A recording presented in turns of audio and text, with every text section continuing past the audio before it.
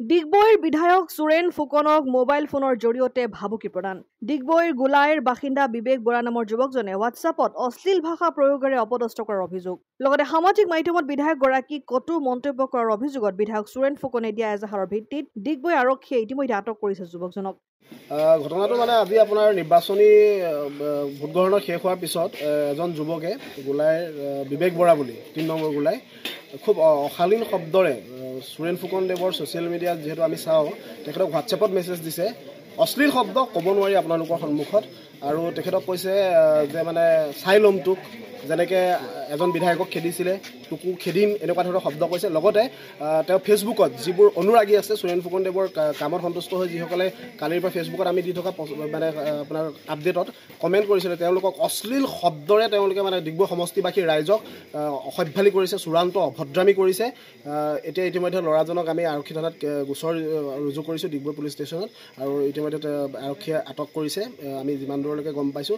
আৰু সম্পূৰ্ণ নিচাসক্ত অৱস্থাত আছে ল'ৰাজন, আৰু খুব চূড়ান্ত অভদ্ৰামী কৰি পেলাই আমাৰ জনমানসত হেয় প্ৰতিপন্ন কৰিব বিচাৰিছে বিধায়ক মহোদয়ক, আৰু তেওঁক থ্ৰেডিং দিয়াৰ লেখীয়া হৈছে। আপোনালোকে দেখিছে আজি কেইবাদিনো ধৰি বিধায়ক মহোদয়ক লৈ অপপ্ৰচাৰ চলাই আছে, আৰু সেই অপপ্ৰচাৰৰ এইটো এটা অংশ। এই অংশত এটা চক্ৰ নেক্সাছ জড়িত হৈ আছে বিভিন্ন প্ৰান্তৰ পৰা। বিৰোধী হয়তো এইটো ষড়যন্ত্ৰই হ'ব বিধায়ক মহোদয়ক জনমানসত, কাৰণ বিধানসভাৰ নিৰ্বাচন আহি আছে, আৰু এই বিধানসভাৰ নিৰ্বাচনৰ সময়ত যাতে সুৰেন ফুকনৰ মান সন্মান লাঘৱ হয়, কমি যায়, আৰু জনমানসত যাতে তেওঁ হেয় প্ৰতিপন্ন হয়, হয়তো এই ষড়যন্ত্ৰই কৰিছে, আমাৰ সেই অনুমান হৈছে। আৰু সেইকাৰণে আমি আইনক এতিয়া চঞ্জাই দিছোঁ ল'ৰাজনক। আমাৰ কৰ্মকৰ্তাসকল, যুৱ মৰ্চাৰ কাৰ্যকৰ্তাসকল আছে, ভাৰতীয় জনতা পাৰ্টীত তিনিচুকীয়াৰ আৰু আপোনাৰ ডিগবৈ গোটেই কাৰ্যকৰ্তাসকল আহিছে। আপোনালোকে দেখিছে ল'ৰাজনে খুব এতিয়াও তেওঁ আৰক্ষীৰ আগতো কোনো ভাষ্যটোত পৰিৱৰ্তন কৰা নাই।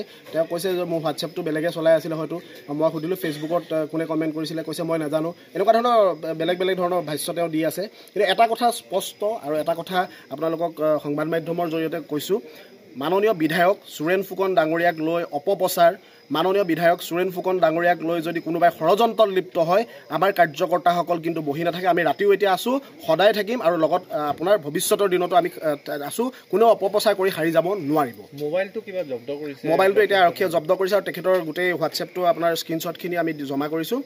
ফেচবুকৰ যিখিনি কমেণ্ট ইতিমধ্যে আৰক্ষীক আমি জনাইছোঁ, তেওঁলোকে ফেচবুকৰ কমেণ্টখিনি যিহেতু লগালগ তেওঁ ডিলিট কৰি দিলে, যিখিনি সুৰেন ফুকন ডাঙৰীয়াক কোৱা নাছিলে, ডিগবৈ সমষ্টিবাসী যিসকল জনসাধাৰণ যিসকলে সুৰেন ফুকন ডাঙৰীয়া কামত সন্তুষ্ট হৈ পেলাই কমেণ্ট কৰিছিলে, তেওঁলোকক কৈছিলে, ৰাইজক কৈছিলে অশ্লীল শব্দ, মহিলাসকলক লৈ পেলাই বেয়া শব্দ কৈছিলে, সেইখিনি ইতিমধ্যে আৰক্ষীক আমি উদ্ধাৰ কৰিবলৈ অনুৰোধ জনাইছোঁ। ডিগবৈৰ পৰা ৰাজু হাজৰিকা ৰিপৰ্ট, অসম আদিত্য।